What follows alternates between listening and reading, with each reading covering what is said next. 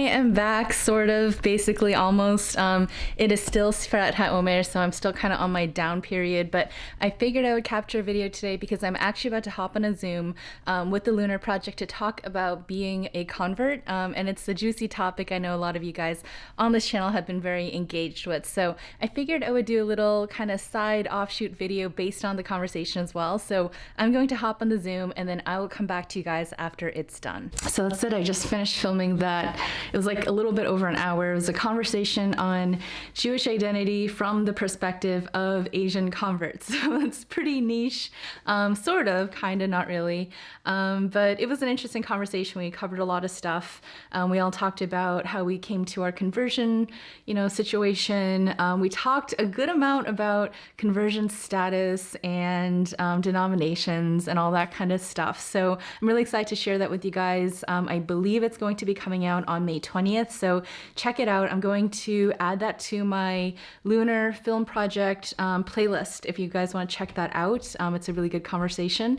And I think the thing that I really, I think the main thing I wanted to come across, and I hope it did, but I wanted to really include in the conversation the idea of convert stigma, which is something I've talked about on this channel before. And thank you so much for everyone's support and views on my video, which was one of my more popular videos on whether or not Jewish converts are really accepted by the Jewish community. And that video, I think, did so well because it sort of unfortunately resonated with a lot of you guys in terms of not feeling necessarily welcome or accepted as Jewish converts. So I think it was kind of a spicy topic in that regard. So if you're interested in hearing a little bit more of that, with kind of more of a group dynamic conversation, definitely check out this video I just did. But basically I did want to just kind of parse that out a little bit more, and even the title of that video, as we were ending the filming, we were just kind of talking about what to even call the video because we all kind of have varying opinions in terms of what we like to identify ourselves as. For example, I really don't prefer to be called a Jew by choice. It's a term that I think really flies in the face of what it means to be Jewish, which is really reflective of the nature of your soul as a Jew and not something that you can opt into. So to me, I really don't like that term Jew by choice. For me, it's really not a choice. It was truly, I feel like I was just born Jewish, and that the process of conversion was me coming to that realization, if anything. So Jew by choice is not a term I prefer.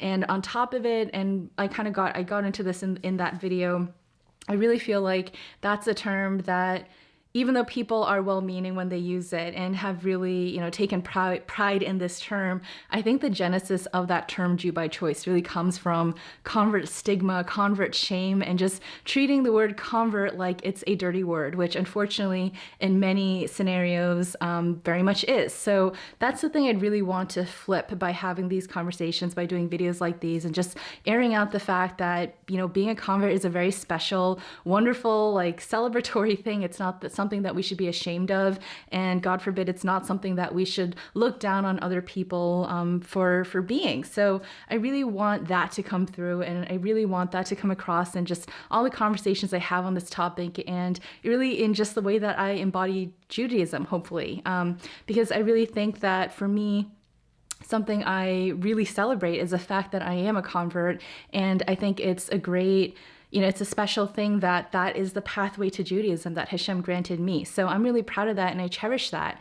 And I wasn't always that way. I used to be totally, wrapped up in the whole conversion identity crisis, and gone through my fair share of imposter syndrome and all of that stuff, which is just a natural part of the Jewish convert journey. So I've definitely gone through my own fair shake of challenges. For over 10 years, I was really just stuck, not really sure how to identify as a Jew. So it's not to say that I haven't gone through all that, but at the end of the road, I'm really proud to be here and proud to be able to celebrate my Judaism and really honor the fact that I am a convert. So I really hope that more conversations like these will help point us in the right direction of us celebrating every Jew, not just converts, but every Jew for their unique pathway to Judaism, for their unique insights and ability to engage with Judaism and bring a little piece of their spark to the Jewish people. And I think that's a really important thing for us to acknowledge. So that's what we kind of talked about. And, we talked about the sort of dual identity of being Asian and Jewish. And that was an interesting conversation as well. And I think the thing that really just kind of left a mark on me, I don't mean that in a bad way, but just left an impression rather, was the really interesting juxtaposition between me and one of the other participants. So there are two other people.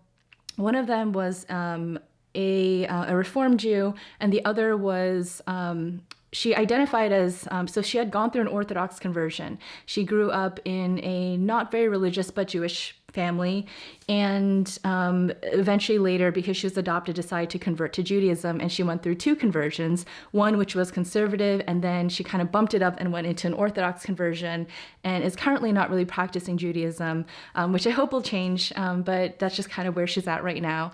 And I just found that to be such an interesting juxtaposition between my status as a Jew and her status as a Jew, because here on one hand we have somebody who went through like the whole thing. She went through not only one but two conversions, and one of them being an Orthodox conversion. So by most measures, most of the Orthodox world, of course not all, but most of the Orthodox world, and certainly most of the Jewish world, would very much consider this person Jewish. On the other hand, I very much live like an Orthodox Jew, even though I'm not technically Orthodox. And I kept saying in the video, like, a fly in the wall would identify me as Orthodox. All of my practices, my observances, my hashkafa, my theology, all of that really points to Orthodox Judaism. And yet I consider myself unaffiliated, yet observant is what I clumsily call myself these days. And I have not gone through an Orthodox conversion. So for me, that means that not only will not a lot of people accept my conversion status at all, like basically I'm not even Jewish to a great majority, not a majority, but a great portion of the Jewish world, and certainly a great majority of the Orthodox world. So it was just really interesting to see this conversation unfold, where we have these two people who are very much Jewish in their own ways, that the community will either look at as Jewish or not Jewish based on certain rites of passage that happened and didn't happen, and, kind of regardless of our lifestyle choices. So that to me is just a frustrating part of the whole conversion system, I guess. And I did sort of shake this out in that video as well, that I'm still struggling with it. And I'm still thinking a lot about my conversion status. I'm thinking a lot about, kind of bumping up and aligning myself toward Orthodox Judaism a little bit more.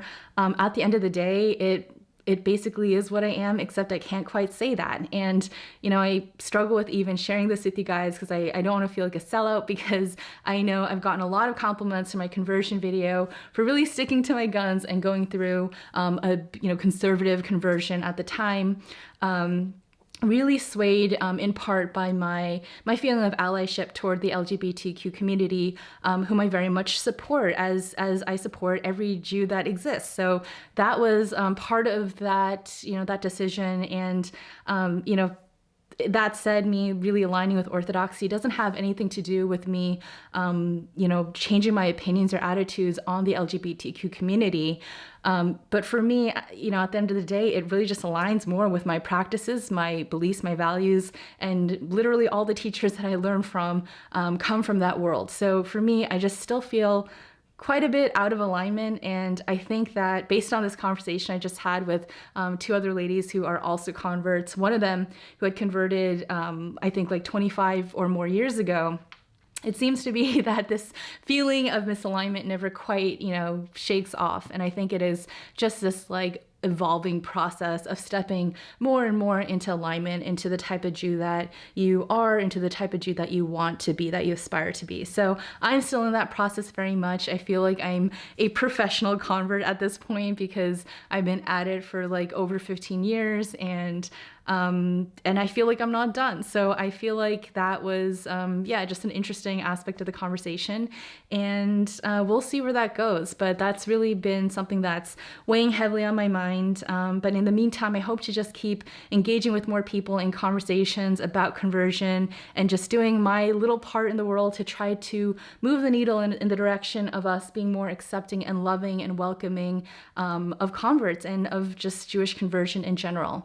I don't think that everyone should be rushing to convert if they don't feel called to it. So it's not that I'm trying to, promote conversion at large or anything. But what I do want to do is just make sure that converts feel very much comfortable in their skin about being converts, because I know that I've had a whole, lifetime battle with that. And I think it's a really sad reflection of how Judaism, or how the Jewish community really looks upon converts. So I don't know, I guess I'm just kind of repeating the same things, but that's the thing I'd really like to get through, hopefully in this video as well as the video I just did. So check that out. I believe, like I said, it will be on May 20th. I will add it to my Lunar playlist, and maybe I'll drop a link to it here in the comments too, so check that out if it's May 20th or after that you're watching this video. But that's it, and we are still in the Sefrat HaOmer period. I have been going strong, counting every day. It's been an amazing, awesome experience for me. I'm really excited to be able to update you guys, because I left off in my last video just explaining that I was kind of going to go dark and be off-grid a little bit, which I generally have been. And so I will kind of continue to do that for the next week and a half as we have our final push moving into Shavuot, which I am super, super psyched about. So I hope everyone's having a really fruitful, awesome Sefrat HaOmer period. I hope you guys haven't missed a count, and I hope that you're gearing up and getting all excited for Shavuot, which is right around the corner. And I will be posting after that, hopefully a little bit more regularly. But in the meantime, I'm glad I was able to share this little video with you guys too. And thank you for watching as always. And until next time, I'll see you guys soon. Shalom Aleichem.